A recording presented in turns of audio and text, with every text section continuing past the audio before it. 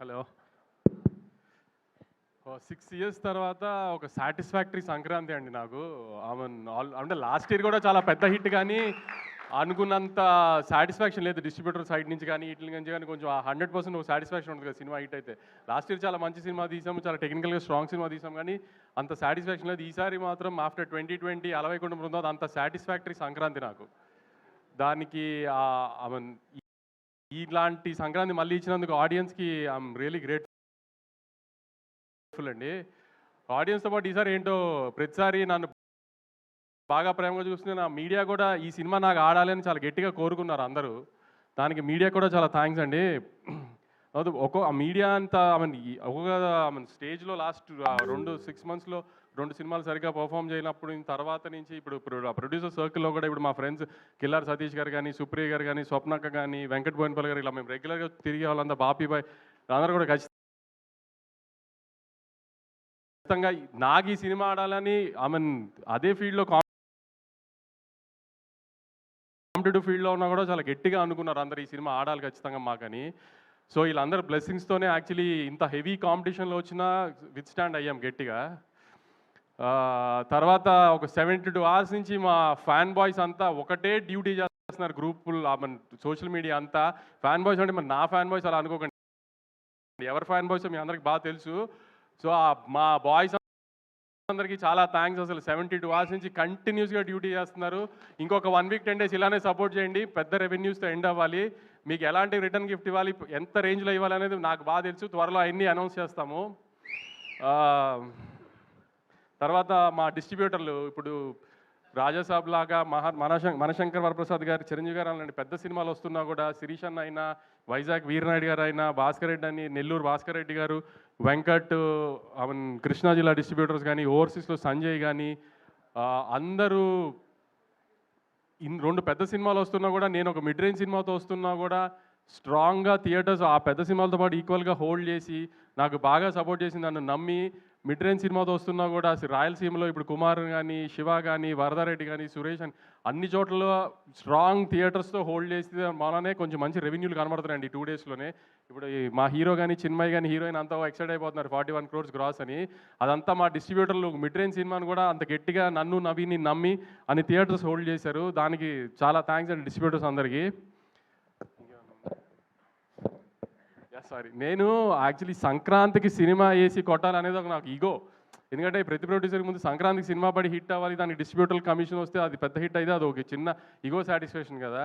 So అది 2-3 మధ్యలో 2 సార్లు మిస్ఫైర్ అయినా ఈసారి దాన్ని 100% లేకపోతే 1000% సాటిస్ఫై చేసిన దానికి నాకు పూర్తిగా సపోర్ట్ చేసిన నవీన్కి వెరీ థ్యాంక్ఫుల్ యాక్చువల్లీ. ఎందుకంటే ఎప్పుడు సినిమా వచ్చి పోవటము, హిట్ అవ్వడం అని ఒక, కానీ సంక్రాంతి టైంలో వచ్చిన సినిమా ఇప్పుడు ఆడడం అనేది కొంచెం ఈగో ఫ్యాక్టర్ అయిపోతుంది ఎవరికైనా, ప్రొడ్యూసర్కైనా, డైరెక్టర్కైనా, హీరోకైనా అందరికి. ఎందుకంటే సంవత్సరం అంతా అది గుర్తుండదు సంక్రాంతికి వచ్చిన సినిమా అన్నట్టు లెక్కలో.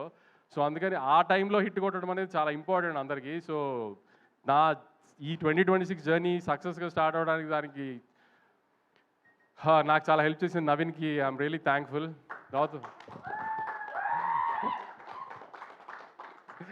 తర్వాత మా మీనాక్షి లాస్ట్ ఇయర్ సంక్రాంతికి వస్తున్నాం రిలీజ్ అయింది. దాని తర్వాత నుంచి ఈ సినిమాలో పెట్టినప్పటి నుంచి నవీన్ తన మూడు ప్రకారం ఆన్ అండ్ ఆఫ్లో షూటింగ్ చేస్తాడు. నువ్వు ఏ సినిమా ఒప్పుకోవద్దు, ఎందుకంటే సడన్గా డేట్లు అడిగితే మళ్ళీ ఇబ్బంది అవుతుంది అని ఆపి తని పాపం ఏం సినిమా చేయనివ్వకుండా ఖచ్చితంగా సంక్రాంతికి హిట్ ఇస్తాం, నువ్వు టెన్షన్ పడకు, నువ్వు ఏం సినిమా రిలీజ్ లేదని టెన్షన్ పడకని.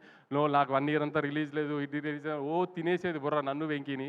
కానీ అలానే ముందు ఈ సినిమాని అదే 12:30 చెప్పాను, అమ్మ తల్లి నీకోసం సినిమా లేకపోతే మా బుర్ర తినేస్తావు, సంవత్సరం అంతా రిలీజ్ లేదు ఇది అది అని.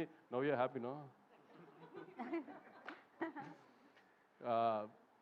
తర్వాత చిన్మయ్ మారి డైరెక్షన్ దగ్గర ఎక్కువ ఫీల్డ్లో ఉండేవాడు, కానీ క్రియేటివ్ స్పేస్లో సీనుల దగ్గర ఇదంతా చిన్మయ్తోనే డిస్కస్ చేసేవాళ్ళు. ఏమైనా డౌట్ ఉన్నా ఏదైనా నవీన్తో పెట్టుకుంటే ఏదైనా డిస్కషన్ మొదలు పెడితే ఒక చిన్న బిట్ గురించి 2-3 గంటలు మాట్లాడతాడు. అంత ఓపిక ఉండేది కదా నాకు ఫోన్ పట్టుకుని మాట్లాడటానికి.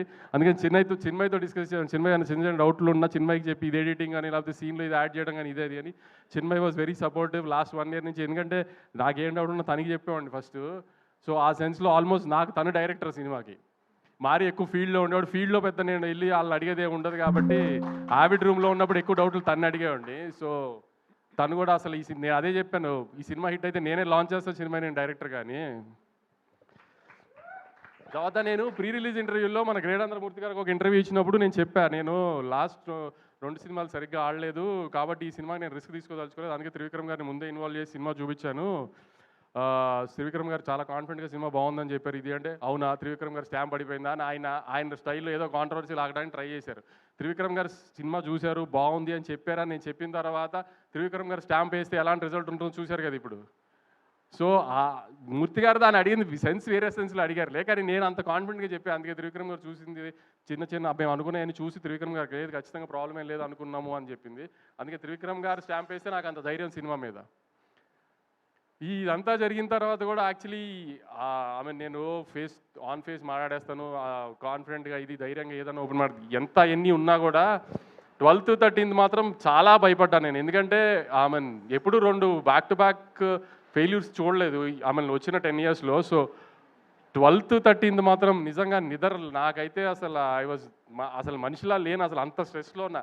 నన్ను అంత స్ట్రెస్లో చూసి మా బాబాయ్ భయపడిపోయారు. అసలు ఏంటి, ఎందుకు ఇంత స్ట్రెస్ పడతాం, సినిమా హిట్ ఫ్లాప్ ఏమైంది, ఇది కాకపోతే ఇంకోటి దానికంత ఎందుకు అంత అని. కానీ అసలు దాంట్లో మాత్రం మా బాబాయ్ ఆ 2-3 రోజులు నాతోనే అసలు నేను ఇష్టం వచ్చినట్టు ధైర్యంగా మాడతాం ఇది అంటారు కదా, వెనకాల ఆయన ఉన్నారనే ధైర్యంగా మాడతాయి, ఏమన్నా అయినా ఆయన ఉన్నారో చూసుకుంటారు అని. సో మీరు అందరూ అనుకుంటారు ఏదో సినిమా రిజల్ట్ హిట్ ఫ్లాప్, కానీ కొంతమందికి మాత్రం అది కొంచెం గట్టిగా తగులుతుంది హిట్ ఫ్లాప్లు. అలాంటి దానికే కొంచెం ఎక్కువ స్ట్రెస్ అవుతాం. సో ఆ స్ట్రెస్ నుంచి ఇప్పుడు మొహంలో మీరు 13th రోజున ప్రెస్ మీట్కి ఇవాళ ప్రెస్ మీట్కి మొహంలో తేడా తెలుస్తుంది మీకే అబ్జర్వ్ చేస్తే. అంత స్ట్రెస్ పడటంలో ఈ సినిమాకి సంబంధించి. తర్వాత సుధీర్ అని నాకు ఈ ఫీల్డ్లో బాగా హెల్ప్ చేసి ఒక మనిషి ఉన్నాడు. ఏంటి అనేది అంత డీటెయిల్స్ చెప్పలేను, కానీ లాస్ట్ 10 years నుంచి నా వెనకాల నుంచి ఉన్నాడు. నేను ఏం చేసినా ఎలా చేసినా నాకు బ్యాక్ ఎండ్ అలా నుంచి ఉన్నాడు, బాగా సపోర్ట్ చేశాడు. అవుట్ ఆఫ్ ది వే వెళ్ళిపోతుంది ప్రతిసారి నాకు.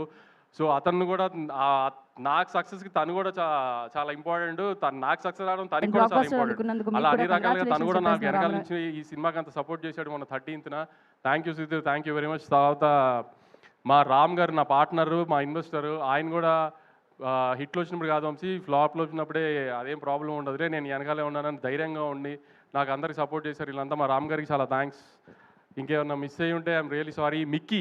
మిక్కీ ఎప్పుడు ఏది ఓపెన్గా మాట్లాడు నాతో, ఇది బాగుంది అది బాగాలేదు ఎప్పుడు ఏం డిస్కస్ చేయడు, కానీ 10th 9th final mix check చేసేసిన తర్వాత నాకు వాయిస్ నోట్ పెట్టాడు. ఇప్పుడే 7-3 అంతా చెక్ చేసేసాను sir, I think we have a big winner on hand అని. ఫస్ట్ టైం మిక్కీ దగ్గర నుంచి అలాంటి ఒక వాయిస్ నోట్ కానీ అలాంటి ఒక జడ్జ్మెంట్ విన్నా నేను. తన పాట కూడా తను బాగుంది కదా, మీకు ఏం ప్రాబ్లం లేదు రిలీజ్ చేసేసి కదా అంటే యా సార్ అంటాడు, కానీ super sweet song block buster song వేసేయండి బయటికి అలా మాట్లాడు. అలాంటిది మిక్కీ చెప్పాడు ఫస్ట్ టైం నాకు. దాని తర్వాత నాకు చమక్ చంద్ర ఈ సీన్లు మాత్రం కొన్ని ఇట్లా పాలిటిక్స్ దగ్గర వాకింగ్ సీన్ కానీ ఇది కానీ I really love them a lot. Yuvraj మీకు ముందే చెప్పాను, నా గుడ్ లక్ చామ్ యువరాజ్తో నాకు 2 కమర్షియల్ బ్లాక్ బస్టర్స్, ఇది రెండోది. ఇంకా తర్వాత మా టీమ్ మురళి కానీ నాని కానీ విఎంఆర్ కానీ నన్ను హింస పెట్టడానికి, నాకు సక్సెస్ వచ్చిన ఎంజాయ్ చేయడానికి అన్నిటికీ 12th 13th నేను పడిన హింసల్లో నన్ను ఇంకా హింస పెట్టడానికి మ్యాక్సిమం ట్రై చేశారు వాళ్ళందరికీ కూడా చాలా థ్యాంక్స్. ఇంకా సందీప్కి, వేణుగోపాల్కి, వంశీకాకాకి వీళ్ళందరూ బ్యాక్ ఎండ్ నుండి 5 సినిమాలు వస్తున్నప్పుడు సినిమాని జనాల్లోకి తీసుకెళ్ళి ప్రమోట్ చేయడం కూడా చాలా కష్టం. అలాంటి టైంలో కూడా వీళ్ళందరూ కొంచెం డే అండ్ నైట్ ఉండి సినిమాని జనాల్లోకి మ్యాక్సిమం తీసుకెళ్ళడానికి ట్రై చేసాం. ఎందుకంటే ఆల్రెడీ ఒక పెద్ద సినిమా మార్కెట్లో హెవీగా వెళ్ళిపోయిన తర్వాత వచ్చి ఒక మిడ్ రేంజ్ సినిమాని కూడా జనాల్లోకి తీసుకెళ్ళి జనాలకి ఆ సినిమా వచ్చింది అది బాగుంది అని తెలిసేటట్టు చేసి దాన్ని టికెట్లు కొనాలి అంటే ఆ సినిమా టాక్తో పాటు దాన్ని జనాల్లోకి తీసుకెళ్ళడం ఎంత ఇంపార్టెంటో దానికి మా ముగ్గురు డిజిటల్ మీడియా కానీ, సందీప్ కానీ, పిఆర్ వేణుగోపాల్ గారు కానీ, వంశీకాక కానీ చాలా ఎఫర్ట్ పెట్టారు. చాలా థ్యాంక్స్ అండి అందరికీ. ఫైనల్గా ఆడియన్స్కి నాకు ఆఫ్టర్ 6 years ఒక proper Sankranti commercial block buster ఇచ్చిన థ్యాంక్స్ అండి. ఈ సపోర్ట్ అంతా ఇలానే ఉంచి నెక్స్ట్ 2 weeks కూడా సినిమా చూసి మంచి లాంగ్ రన్ ఇచ్చి ఇంకా పెద్ద హిట్ చేయాలని కోరుకుంటున్నాను. థ్యాంక్స్ అండి. Thank you so much Vamsi.